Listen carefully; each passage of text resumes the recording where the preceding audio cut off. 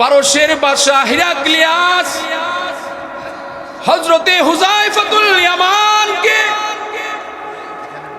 কাফেলার সবাইকে রাজ দরবারে ডাকাইছে এবং তাদেরকে মেহমানদারির অফার করেছে। হযরতে হুযায়ফাতুল ইয়ামান রাদিয়াল্লাহু তাআলা আনহু তাদেরকে শর্ত দিলেন, হালাল খাদ্য দেওয়া লাগবে, মুসলমানদের সুন্নতি তরিকা অনুযায়ী খাবার দেওয়া লাগবে।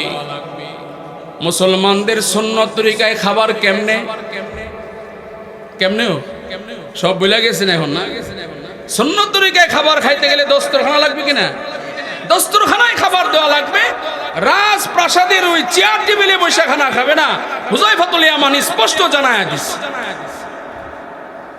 বাদশাহ হিরাক্লিয়াস তাদের প্রস্তাবে রাজি হয়ে গেছেন, মুসলমানদের হালাল খাদ্য দিবে এবং মুসলমানদের সুন্নত তরিকায় খাবার দেওয়া হবে। সমস্ত শর্ত মানার পরে হযরতে হুযায়ফাতুল ইয়ামান কাফেলার সঙ্গীদেরকে লয়া রাজ দরবারে খানা খাওয়ার জন্য বসে গেছে। হযরতে হুযায়ফাতুল ইয়ামান খানা খাইতেছেন, এমন সময় খাদ্যের একটু অংশ হাত থেকে ঝইরা পড়ে গেছে। পাশের সাহাবী ডাক দিয়া বলে, আই হুযায়ফা, রাজ দরবারে কিন্তু খানা খাইতে বসছ, সামান্য খাবারটা পড়ে গেছে, এটা কিন্তু তুইলা খায়ও না, খাইলে আমাদের মুসলমানদের ইজ্জত কমা যাবে। তারা বলবে, দেখো মুসলমান কত ছোট মনের মানুষ, রাজ দরবারে বসা খানা খায়, সামান্য খাবার পড়ে গেছে এটা আবার তুলা তুলা খায়, মুসলমানদেরকে ছোট মনে করবে, ছোট মনের মানুষ মনে করবে। হযরতে হুযায়ফাতুল ইয়ামান রাদিয়াল্লাহু তাআলা আনহু পাশের সাহাবীকে ডাক দিয়ে বলে, আতাতরুকু সুন্নাতা হাবিবি, আতাতরুকু সুন্নাতা হাবিবি লিহাউলাইল হুমাকা। আল্লাহু আকবার। হযরতে হুযায়ফাতুল ইয়ামান পাশের ভাইকে ডাক দিয়ে বলে, ভাই রে, এই সমস্ত কাফের বেঈমান আহমক আর ওই সমস্ত বুকাদের কারণে আমি কি আমার নবীর সুন্নাত ছেড়ে দিতে পারি? আল্লাহু আকবার। এই কথা বলে লুকমা যেটা পড়ে গেছে এটা তুলা খায় বলাইছে, সুবহানাল্লাহ। আর আমাগোর প্রেস্টিজ শুরু হয়ে যায় খানা খাইতে বলে, কত স্টাইল শুরু হয়ে যায়।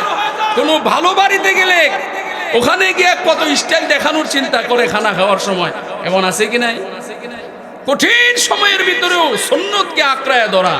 রাসূল বলেন, মান তামাসসাকা বিসুন্নতি ইনদা ফাসাদি উম্মতি ফালাহু আজরু শাহীদ। যে ব্যক্তি ফিতনার জামানায় একটা সুন্নতকে আঁকড়ায় ধরবে, কোন হাদিসে বলে আল্লাহ তাআলা তাকে 100 শহীদের সওয়াব দান করবে। চিল্লায় বলো সুবহানাল্লাহ, জবান খুলে বলো সুবহানাল্লাহ। কোন হাদিসে আছে 100 শহীদের সওয়াব, আর কোন হাদিসে আছে আজরু শাহীদ, কমপক্ষে একটা শহীদের সওয়াব আল্লাহ দান করবে। যুবক যদি একটা সুন্নতকে ফিতনার জামানায়, যেমন দাড়ি কাটার ফিতনা চলতেছে, কথা কয় না, প্যান্ট শার্ট পরার একটা ফিতনা চলতেছে, এই সময় এটা সুন্নতি পোশাক আঁকড়ায় ধরো। এখন বিদেশ যাইলেই দাড়ি কাটবে, সরকারি চাকরিতে ঢুকতে গেলেই দাড়ি কাটবে। তো এই সময়ের মধ্যে তুমি দাড়ি রাখো, প্রতি মুহূর্তে আল্লাহ শহীদের সওয়াব দান করবে। আল্লাহু আকবার। আমি কথা শেষ করে দিব, দাওয়াতি মেহমান বসায় রেখে কথা বলা যায় না, কিন্তু যে বিষয়টা শুরু করছে ফিনিশিং দিতে গেলে লম্বা সময়ের দরকার। জমানার এক ইমাম হযরতে ইমাম আহমদ ইবনে হাম্বল খালকে কোরআনের মাসালার কারণে জালেমের জিন্দান খানার মধ্যে বন্দী হইছে। খালকে কোরআনের মাসালা হইল, তখনকার জালেম বাদশা বলতেছে কোরআন হইল আল্লাহর মাখলুক। ইমাম আহমদ ইবনে হাম্বল বলে, না না, এটা আল্লাহর মাখলুক না, এটা আল্লাহর অংশ, এটা আল্লাহর অংশ। এই মাসালার মায়ের পেছে জালেম বাদশাহ জেলখানায় ঢুকাইছে। এই জমানাতে আলেমদেরকে জেলখানায় ঢুকাইছে না? তাই ওই জমানায় জালেম তো ছিল, জেলখানায় ঢুকাইছে। প্রতিদিন 40টা করে চাবুক আহমদ ইবনে হাম্বলের উপরে মারা হইতো, আর ওইগুলো সহ্য করতেন। কিতাবে লিখছে যে চাবুকগুলা মারা হইতো, কোনো হাতির উপরে মারলেও কষ্ট হইতো, এমন জল্লাদ দিয়া আঘাতগুলো করা হয়েছে। ইমাম আহমদ ইবনে হাম্বল রহমতুল্লাহ আলাই জিন্দানের ভিতরে রয়েছে।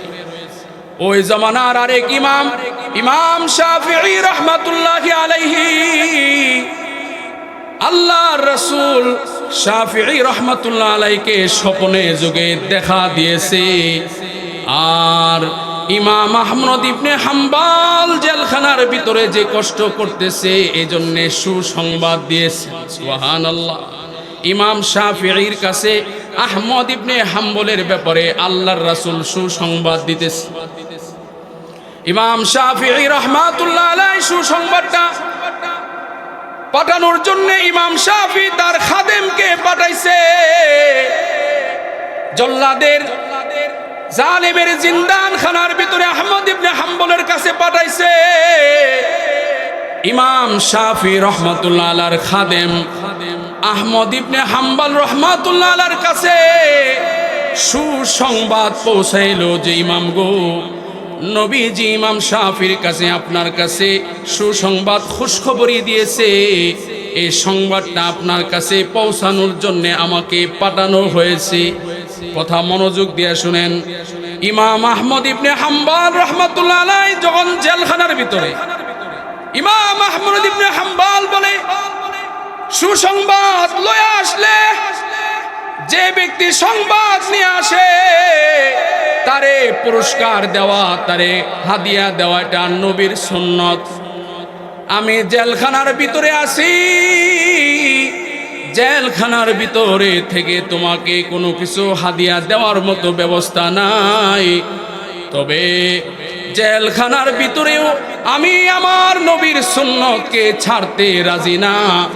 সঙ্গে সঙ্গে পরনের জামাটা খুইলা ইমাম আহমদ ইবনে হাম্বল রহমতুল্লাহ আলাইহি ইমাম শাফিঈ রহমতুল্লাহ আলাইহির খাদেমের হাতে নিজের জামাটা তুলা দিয়া বলতেছে, এতদিন পর্যন্ত জল্লাদের চাবুকের আঘাত আমার জামায় পড়তো, তারপরে আমার চামড়ায় লাগতো। আজ থেকে সরাসরি জল্লাদের আঘাতে আমার পিঠের চামড়া ছিঁড়বে, তারপরেও আমার নবীর সুন্নতটা যেন ছুটে না যায়, তাই জামাটা খুলে তোমায় হাদিয়া দিয়া দিলাম। সুবহানাল্লাহ। এই জামাটা নিয়ে যখন খাদেম আসছে, তো ইমাম শাফিঈ রহমাতুল্লাহ আলাইহি বলে, হাদিয়া কি দিছে এটা দাও। আপনি কেমনে জানলেন হাদিয়া দিছে? বলে নবীর এমন একজন আশিকের কাছে গেছো সংবাদ লয়া, আর সে হাদিয়া দিবে না? এটা তো সুন্নত, অবশ্যই সুন্নত পালন করবে। তো জামাটা বের করে দিছে। ইমাম শাফিঈ রহমাতুল্লাহ আলাইহি জামাটা লয়া ঘরে গেছে, কিছুক্ষণ পরে শুকনা জামা লয়া ঘরে গেছে, কিছুক্ষণ পরে ভিজা জামা লয়া বের হইছে। খাদেম বলে, আশ্চর্য, শুকনা জামা দিলাম আপনার কাছে, জামা ভিজায় নিয়ে আসলেন কেন? ইমাম শাফিঈ এক মাযহাবের ইমাম, মসজিদের ইমাম না, এই মাযহাবের ইমাম। ইমাম শাফিঈ বলে, এমন একজন আশিকে রাসূলের জামাটা আমি একটু ভিজায়া পানি রাইখা দিছি, আর আমি আমার পরিবারকে ওসিয়ত করে যাব যে আমার মরণের সময় যে গোসল দেওয়া হবে, ওই গোসলের সময় যেন নবীর আশিকের জামা ভিজানো পানি দ্বারা যেন গোসলটা দেয়া দেয়। আল্লাহু আকবার। ইশকে রাসূল কাকে বলে? নবীর সুন্নতের প্রেম ও ভালোবাসা কাকে বলে?